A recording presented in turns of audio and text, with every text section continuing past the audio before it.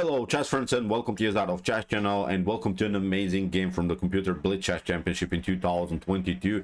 We have here Leela C0 versus Berserk, and although Leela C0 is not in the lead of this prestigious chess event, I still think this was probably one of the best games so far. In this game you witnessed really a beautiful piece sacrifice, but it's one of this in the early stage of the game piece sacrifices where Leela pulled off a beautiful stunning piece sacrifice, but then created a beautiful kingside pawn storm. So be prepared, this is again a beautiful chess game from another dimension. So e4 was played by Leela c0. We have c5 by Berserk, knight to f3, d6, and after move d4, knight to f6, knight to c3, c takes d4, knight to d4. We have reached now the modern Sicilian setup. From this point on, of course, black can choose many things. Still can go into the dragon, you can go in the Nidorf, you can go into the Scheveningen structure, you can even go into some Pelican Lasker structures with the move e5. So still a beautiful flexibility, of course, for black here. So in the continuation we have a6, which is basically the Nidorf, but after bishop to e2 and e6 the game transposed now into the Scheveningen pawn structure, where black has many times the opportunity and flexibility in the center of the board to push the pawn on d5, and also as an attacking idea b5 is an opportunity for black. If for instance white castles early queenside, then b5 b4 and similar stuff could happen here from black's perspective. So in the continuation we have f4, knight from b to d7, bishop to f3. This is of course also a little bit of a prophylactic move, because if b5 happens too early, then of course e5 are possible. E5 ideas could work here, discover attack against the rook, but also a beautiful attack against the knight. So in the continuation we have queen to c7, g4 immediately by Leela c0. This move is of course very dangerous, because if g5 happens, then you don't have good squares for your knight. I still think you could have problems, because if you jump on g8, then the knight is on the starting square, white is expanding on the king side, so then black could face many position problems, especially because of the fact that white could have a great space control on the king side, and black is lacking in space. So I'm not seeing good ways how black should develop then afterwards. So that's why h6 at least preventing this idea for a while. We have queen to e2, knight to b6, and after bishop to e3 we have already the critical moment of the game. We have now this position e5, and in my opinion it's a perfect move. Nothing wrong with this move. Many of us I think would play something like f takes e5, then followed with knight to f5, or would play even knight to f5 without f takes e5, or maybe even knight to b3 is a possibility. But Leela c0 pulled off a really beautiful move here, queenside castling, and this was a stunning tactical shot. What of course black has to do now is simply to take out the knight, but look at this, after bishop to d4 I still think that this is a beautiful compensation for Leela c0, because first of all we should notice many things in this position. The first I think idea that's clear to us is that we have here an expansion on the king side. We have here 4 connected pawns, so this is now beautiful pawn storm on the king side. What we have to also notice is that white has a beautiful piece activity. So the bishop is active, the knight is active, the bishop on f3 is active, because e5 is going to happen in the near future. So the piece activity I still think is also here a beautiful compensation for white. Also what we have to notice is this loose knight on b6. So many times we can now play queen to f2 and attack this knight. So this knight is a little bit out of game, so that's why I still think that white has, as I said, a beautiful compensation for the lost piece. So what to do here from black's perspective? Black needs now to secure the king by castling. Black wants to get out of this tactical mess, so that's why here Berserk played bishop to e7, but now e5 immediately. So we have d takes e5, f takes e5, and now knight to d7. So even if you cover yourself, even if you escape here to h7, it's not possible actually, because as I said, because of this loose knight on b6, queen to f2 is going to happen. You have to make some kind of a reaction, maybe here knight to c4, but look at this, knight to d5 is going to happen. Now you have to make a reaction, queen to a5, but even b3 is here a possibility.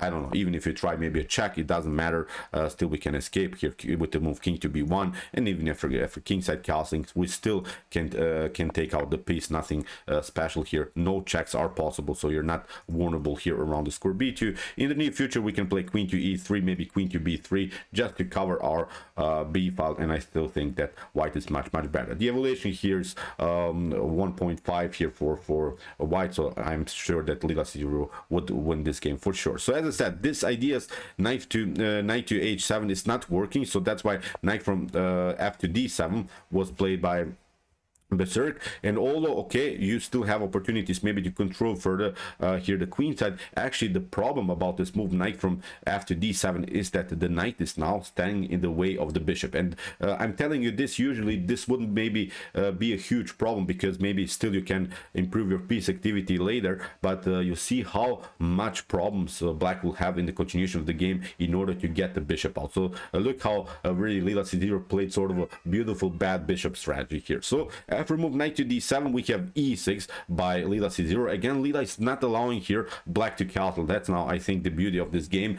Here Leela c0 played really an active game. You have to react now. After queen to e6, we have now queen to f4, and after king to b1, it seemed to me that something is wrong here, because black could also take out here the bishop and f3, but this wasn't played in the game, because actually this is not possible, because then you get bishop to g7, and whatever you do, for instance, if you try rook to h7, then you get the queen to g6, still you will lose the piece. And even if you try maybe rook to f8 here, maybe just to lose the rook, but white needs maybe to give up the bishop here, actually it's not working because of this stunner, knight to e4. And the serious threat is now the move knight to d6. For instance, if you try knight to c5 here, maybe to attack the queen twice with the bishop and also with the knight, and you want of course to have a new defender in the game, actually this is not working because of this beautiful move, knight to d6 check, king to d8, and now knight to f7, a beautiful double check. So no one can save himself from a double check, of course, so that's why you have to play something like king to c7 now, but now with bishop to e5, the game is over, the game leads into checkmate. So let's go back. What you could do in this position, after move knight to e4, you could maybe try to escape from the e-file attack, but actually it's not getting better. Look at this, even this is working, queen to b6. This is really wild position, really stunning tactics that Leela c0 prepared here. So as I said, this wasn't played in the game, it's very important to say, but we want of course to see also some other opportunities. So that's why from king to b1, no time here for black to take out the bishop on f3. So that's why queen to f7 here. I think black would love to simplify the game, trading off the queens, slowing down the pace of the game, which would be a perfect idea, but that's why Leela c0 stayed active with the pieces played now. Simply queen to e3. We have here kingside castling, so here Berserk also counterattack against the bishop on f3. So that's why a rook to f1, we have bishop to g5, and now queen to g1. Look at this. As I said, the bishop is here really bad piece. The problem for black is here that you don't have so many good squares with this knight. Knight to c5, knight to e5 are not working, because you will simply lose the piece. Now also some discoveries are very dangerous with bishop to d5 and similar stuff. So that's why here Berserk also played queen to g6. The idea is clear, we want to get out of the range of the potential bishop attack, but also what's very important to say, the queen is covering now also the knight on b6, because Leela c0 has attacked this knight twice now with the bishop and the queen. So queen to g6 is actually now the only move that is prolonging the game here for black. So here b3 played by Leela c0. This is a very important move, because this move is not allowing this knight to jump on c4. Maybe black would love to play knight to c4, then maybe this other knight to b6, and then finally the bishop gets out. You see how Leela c0 is paralyzing all of the minor pieces of blacks. Still the knight cannot move, of course. The knight cannot go on f6, the knight cannot go on e5. You lose probably in the knight on b6. So it's really beautiful positional game here by Leela c0. So bishop to f6, again Berserk is trying to simplify the game. Bishop to f6, rook to f6, and now a4. And this idea is clear. We want again to play a5, kicking away the knight, and then the pieces are a little bit weird, because still black doesn't have good squares for the knight. For instance, if you play a5, this wasn't played in the game, but I wanted to show you what would happen if, for instance, black would have played this move a5, not allowing a5 by white. Actually, it's not getting even better, because h4 is now an attack. So you see white can attack here really both sides in a beautiful way. Now you could maybe liberate yourself with knight to f8. Finally but finally in move, let me see, 25, the bishop comes out, but it's a little bit too slow, because look at this, g5, h takes g5, we have h takes g5, the rook has to move, but look at this, bishop to e4, the rook is a little bit loose also, can be also attacked by a potential bishop to d5 move, for instance, rook to f1, rook to f1, the queen has to escape, but now with queen to f2, g6 is going to happen. Look at this, we can also build maybe here a beautiful h-file attack, so still it's a much better continuation. For instance, you include your bishop here on e6, we play g6, and look at this, I'm not seeing good ways how black should defend ideas like queen to h4, rook to f1, we're threatening always a beautiful checkmate here. So also the engine lies here, white's position, so even as we said, the a5 idea here is not working. In the game, queen to e8 was played by Berserk, but now it gives, of course, here white this opportunity to play a5, and now we have knight to e5, counter attack against this bishop on f3, so that's why rook to e1, pinning the knight here to the queen. We have queen to f8, we have rook to e5, rook takes f3, rook takes f3, beautiful tactical sequence it was now, after queen to, after rook to f3, we have queen to f3, but now Leela c0 has an intermediate here move, rook to e3, attacks of course the queen, and now finally the knight can be taken. Look at this, this was the beautiful really idea here by Leela c0. The bishop is still not out, it was a beautiful bad bishop strategy here by Leela c0, never allowed here the pieces to come into the game, and we have now reached an endgame in which of course white is better because of the extra pawn, but also because of the lack of activity of this light square bishop. So here we have bishop to d7. Finally in move 30 the bishop came out, which is a little bit too slow. Now Leela c0 advances simply the pawn, g5, h takes g5, we have queen to g5, bishop to c6, and now a rook to e7. The rook comes now in a beautiful way into the game. We have queen to f6, we have knight to e4, we have bishop to e4, queen takes f6, g takes f6, we have rook takes e4. We have reached now an endgame stage in which white is still up a pawn,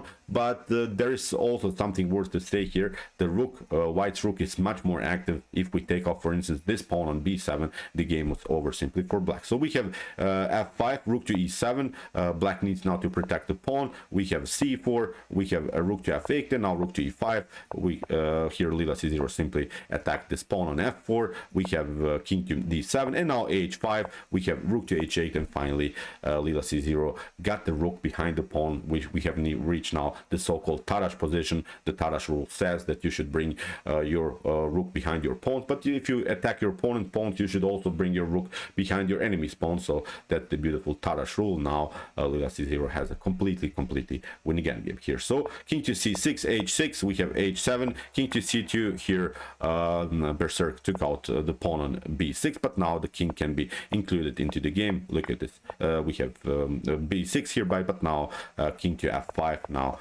the king is participating in the attack. Berserk needs now to play rook to d8. We have a promotion, rook takes h8, and now here Leela c0 has also the opportunity to protect now the pawn. So it's now, as we said, completely winning. So king to b4, the king is marching towards the pawn here. We have here this idea, and now after move rook to e1, it was also a beautiful checkmate. So what to say, brilliant, stunning game here by Leela c0. I really enjoyed the game, especially because of this early piece sacrifice. We see many times piece sacrifices in the later stage of the game, but in move 12 Leela c0 pulled off a beautiful piece sacrifice just in order to create a kingside pawn storm, but then also to get this beautiful piece activity. So okay, I hope that you enjoyed the game. I really enjoyed it a lot. If you want to see more brutal attacks like this, check out my commented chess games played by computer series with some more games played by Leela c0, Stockfish, Alpha 0, and many more. And if you like this content, don't forget to subscribe to my channel.